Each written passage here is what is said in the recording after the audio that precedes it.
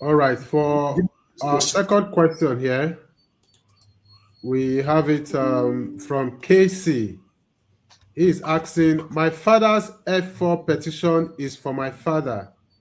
If I am not listed as a derivative beneficiary, should I answer no to the DS-160 question asking if anyone filled an immigrant petition for me? Aha.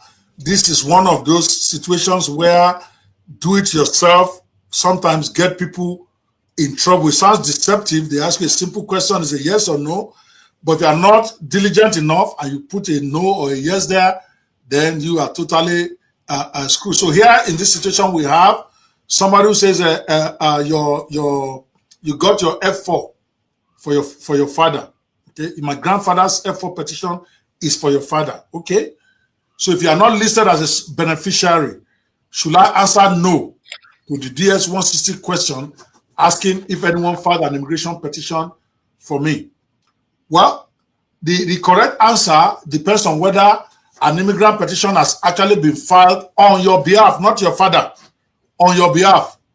If you are named as a derivative beneficiary on your father's F4, that is the family F4 preference category, okay?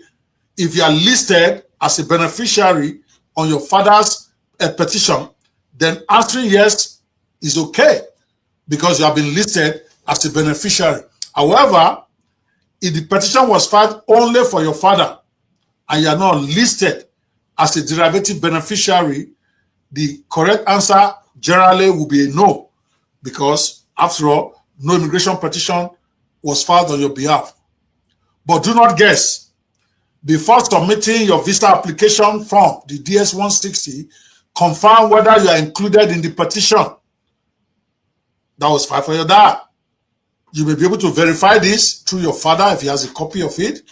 The petition receipt, you will always say the petition receipt that your grandfather filed for your dad, when they are issuing the receipt, it will list the name of your dad as well as all the beneficiaries that he listed.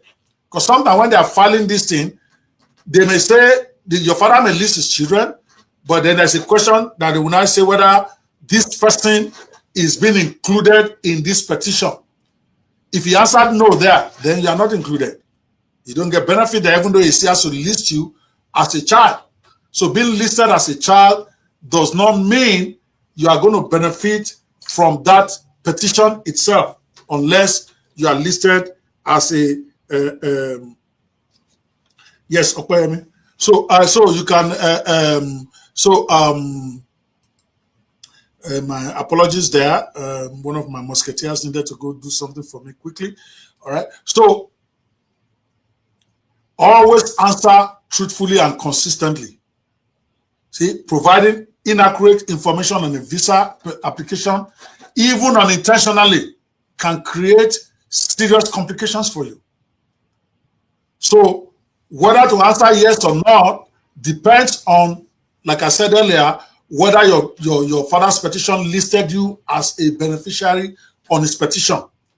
It may or it may not. You have to see the petition itself before you then answer whether it's a yes or no. Understanding that providing inaccurate information on a visa application, even unintentionally, can make casala start, can make problems start for you.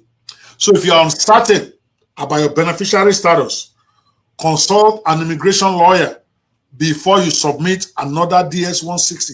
I keep reiterating this theme for today, which is making sure you don't do these things yourself for a reason. If I were to tell you how many clients I receive in my office who have got into problems because they answered a no when they should be answered yes, or they answered a yes when they should have answered a no, and immigration does not care whether you intended to deceive them or whether it was just a mistake. At that point, they might even charge you for immigration fraud just because you answered a yes with a no. Hopefully, every one of us listening to this will learn something from that.